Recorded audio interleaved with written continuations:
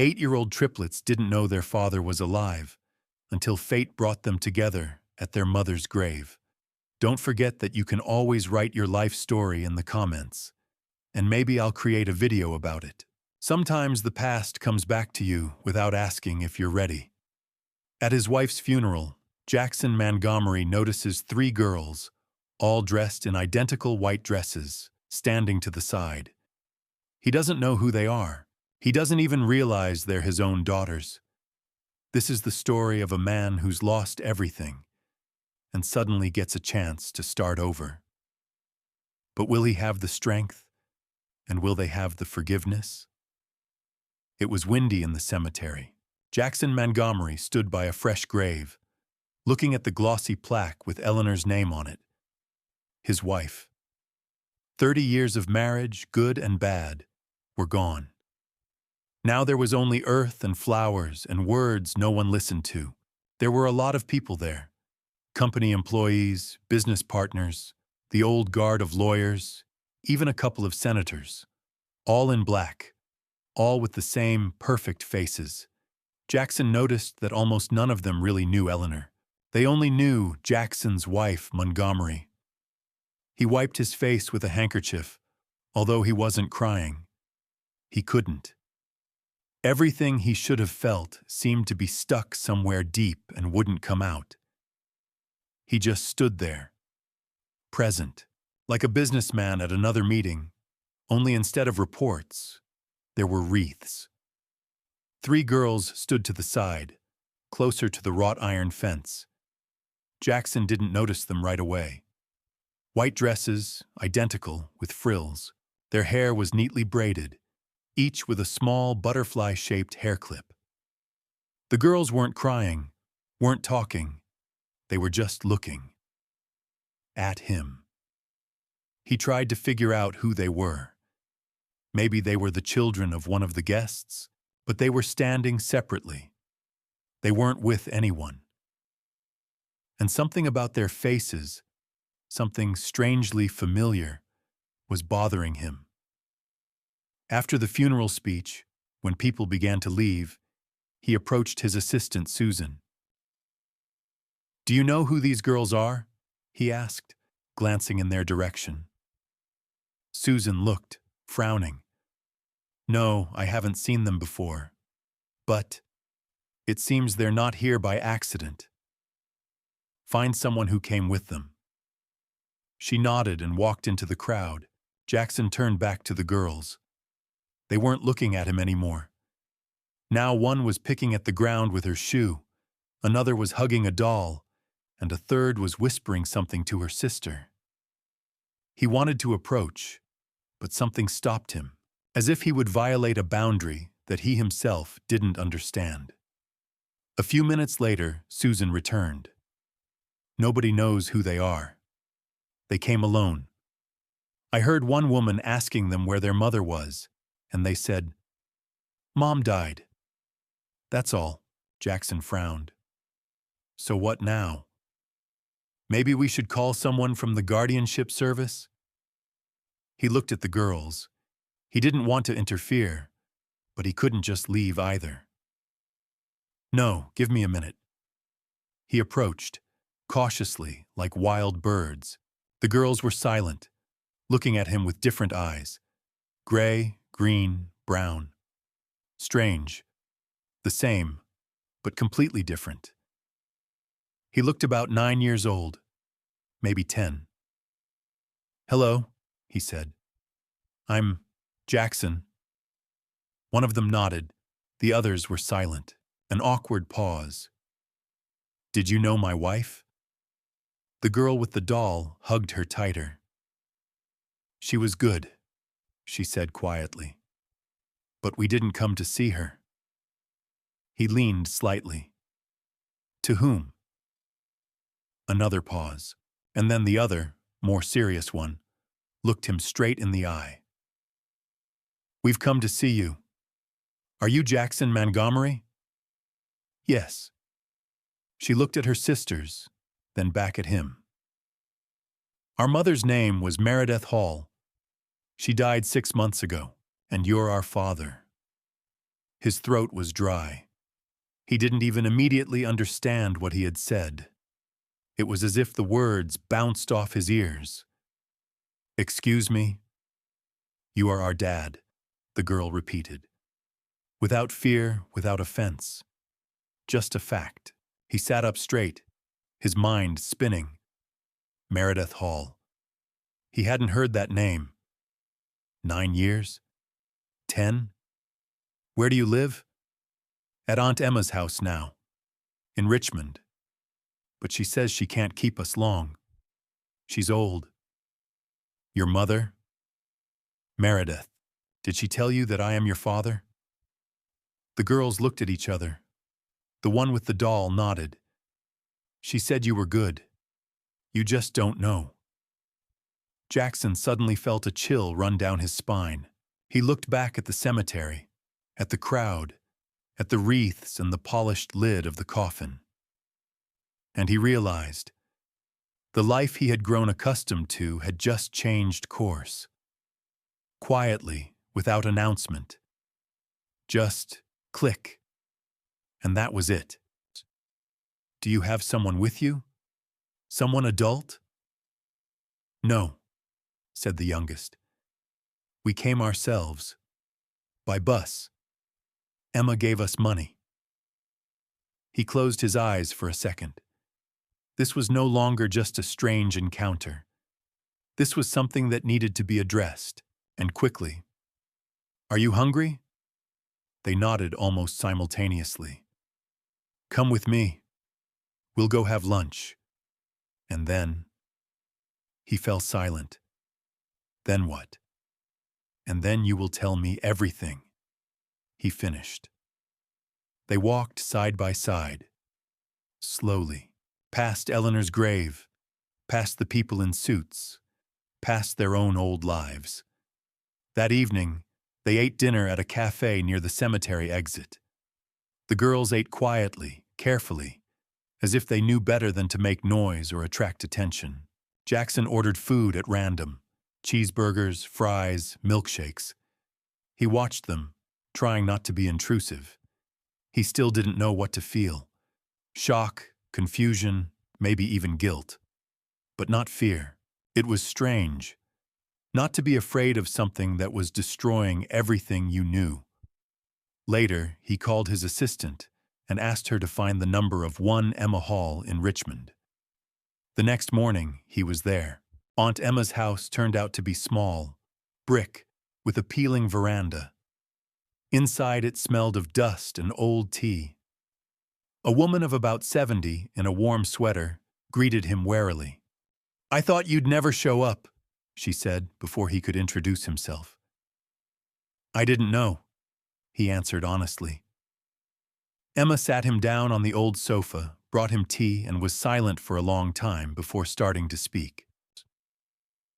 Meredith wasn't going to tell you. At first, because she was afraid. Then, because she didn't think you were the kind of person to raise children with anymore. And then it was too late. Why? Because she died, Mr. Mandgomery. She left quickly. The diagnosis was an aggressive form of cancer, and only a few months between there's hope and nothing can be done. Meredith was alone, except for me and the girls, and she didn't want them to grow up hating, so she left it as it was. Why did they come to my wife's funeral? Emma sighed. They found her name on the internet. They were looking for you. They thought that if your wife died, you might be alone. That maybe, now it's possible. Their children, their hope is stupider, but purer. Jackson rubbed his face. It all sounded like a movie script. But the longer he sat in the cramped house, the more it all became real. Do you have proof? He asked finally. I don't doubt the children's words. It's just, I need to know. Emma stood up silently and went into the bedroom. She returned with a shoebox. On the lid was written, for him, when he's ready or when it's too late. Inside were a dozen letters, signed Meredith. Jackson took the first one. Jackson, if you're reading this, it means I'm either dead or I broke my promise to never interfere in your life. He read avidly. There were no reproaches in the letters, just facts. The story of a brief affair, an affair, a summer on the coast, a separation, a pregnancy test, shock, loneliness, the decision not to tell. And then the birth of the girls, Lily, June, and Sarah. Each line was a mixture of love, pain, and fear. You were the person I couldn't go back to, but you were a part of them. And if you ever find out, just don't push them away. Even if you can't be there. Why didn't you send me these letters? He asked Emma. Because she asked. Until her death. She wasn't sure you'd want to know. And you? I wasn't there either. Jackson put the letters back. His head was buzzing. It felt like he had lost someone he had never gotten to know. I want to arrange guardianship. Temporary. Try to be there. I don't promise it will work, but I want to try. Emma nodded. Just don't do it because you're bored or lonely. These are kids, Jackson, not a project. I understand, he replied. It was almost dark when he left the house. The air was damp, like before rain. He opened the car, got behind the wheel, started the engine, and just sat there, not moving. He had millions, a company that was featured in Forbes, power, resources, connections. But for the first time in his life, he held in his hands a box of letters that were more expensive than anything he had ever bought. And for the first time, I didn't know how to deal with it. The girls were temporarily left with Emma while the legal formalities were being worked out. Jackson hired a lawyer who specialized in custody matters and filed paperwork with social services. It was all legal. He wanted to do it right. No pressure, no money under the table, no credit card daddy. The lawyer, a woman in her 40s with a straight back and a cold voice, said bluntly, "Biological paternity is not grounds for immediate transfer of children.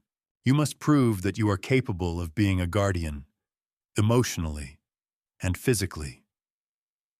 "This sounds like an interview," he remarked. "This is an interview, Mr. Mandgomery. Just a few months long one." The following weekend he came again.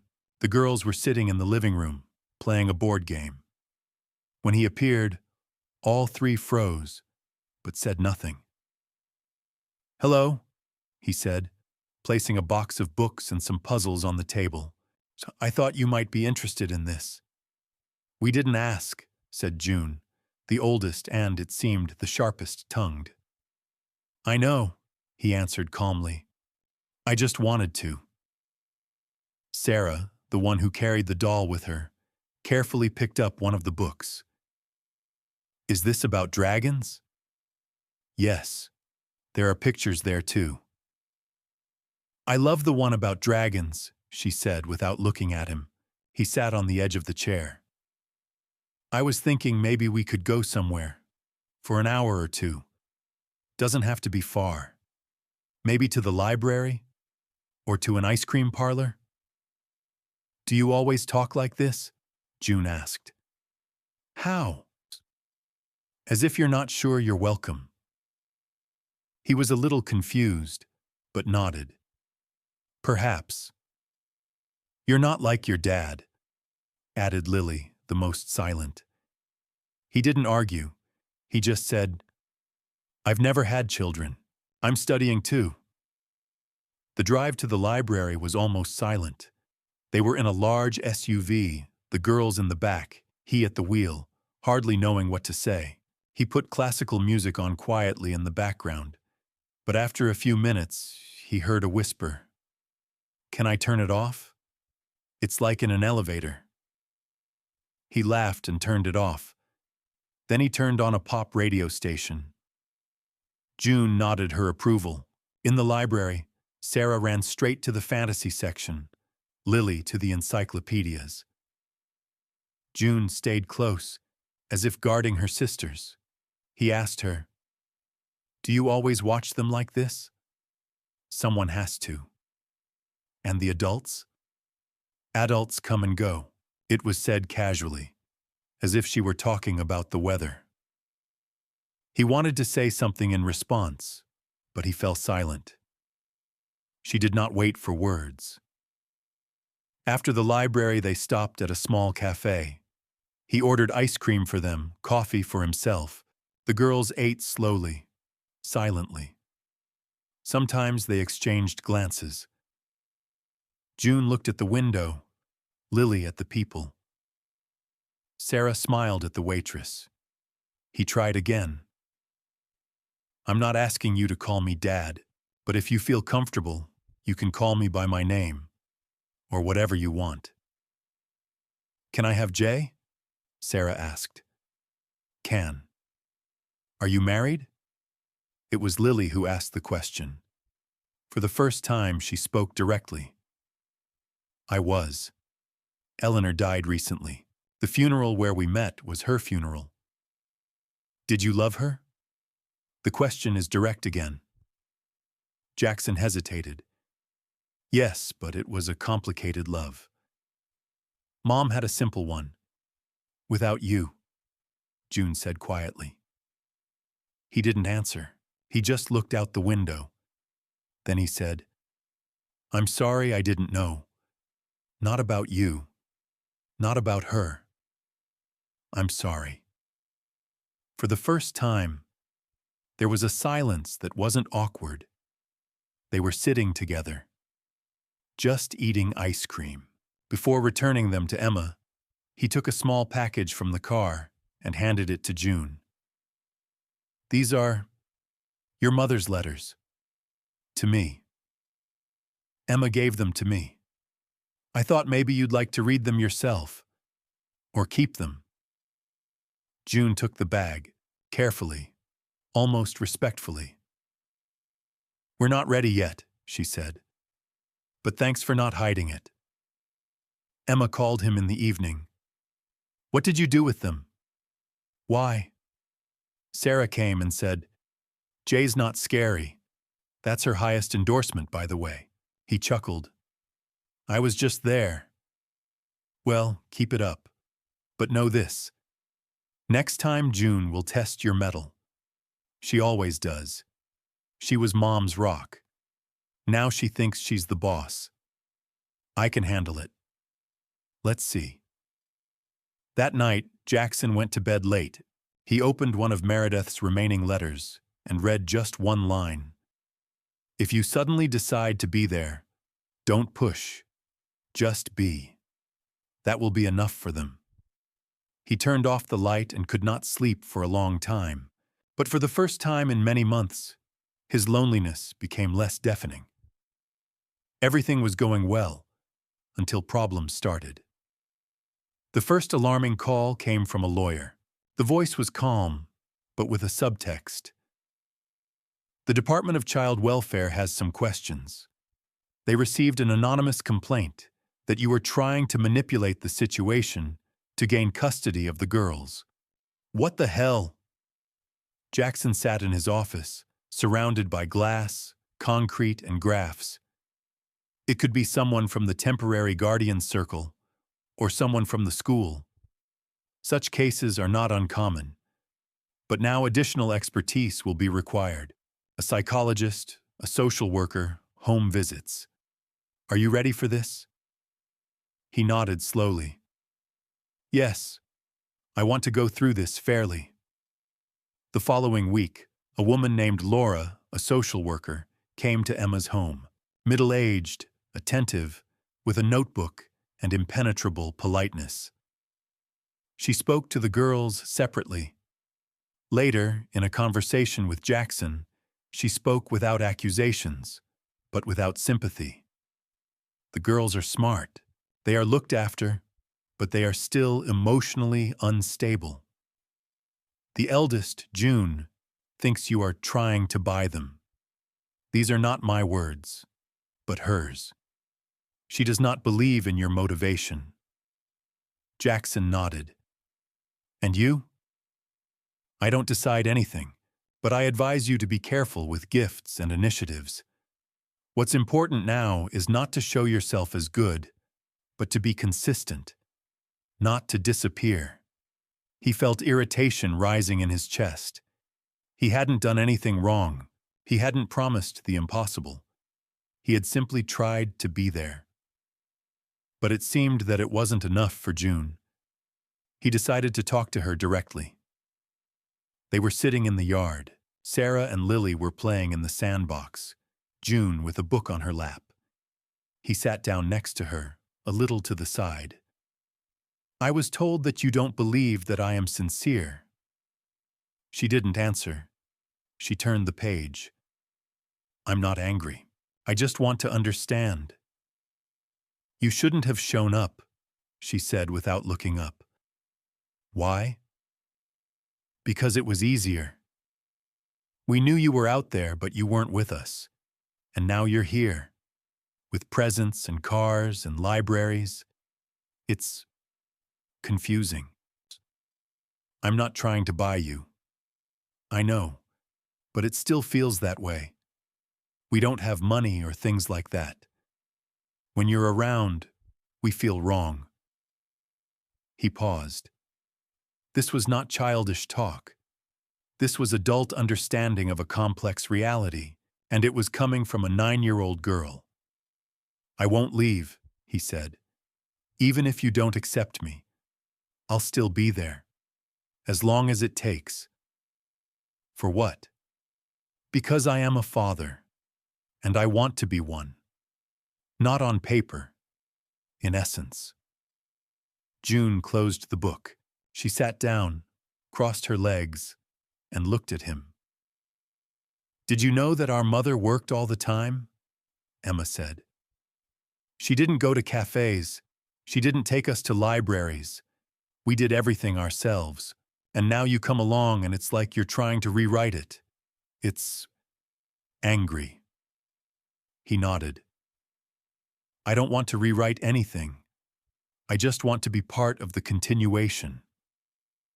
2 days later, Sarah called him. Her voice was quiet, almost a whisper. Jay, Lily's birthday is on Saturday. We usually don't do anything, but if you want, you can come. Just no balloons or anything. Okay. I'll just come. No tricks. Fine. He felt something shift, not trust yet, but a step. On Saturday, he came with 3 cupcakes, each in a separate box with different flavors. He handed them out personally. Vanilla for Lily, chocolate for June, and strawberry for Sarah. Just so you know I'm listening. They ate on the veranda. Emma turned on an old record player. The girls danced. Jackson didn't participate, just watched. He realized there was no rush. That was the whole point. In the evening, before leaving, June approached him herself. She thanked you for not making a holiday out of it. Sometimes a cupcake is just a cupcake. She nodded, and as she left, she threw over her shoulder. If you're still going to be around, come on Tuesday. Sarah's reading aloud at school. She'll be worried. He smiled. I'll be there. Later, he was sitting in his car. The engine turned off. On the seat next to him was a note written in a child's handwriting. You're not scary. You're just one of us. Maybe.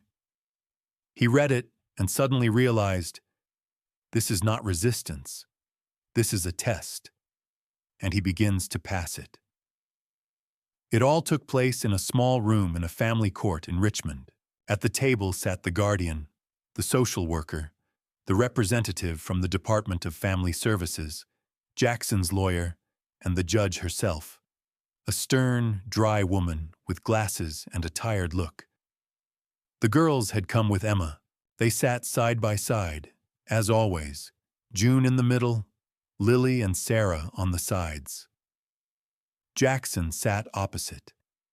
He didn't speak. He knew it was up to them now. The judge asked the standard questions about housing, food, school, psychological state. Then she turned to the girls.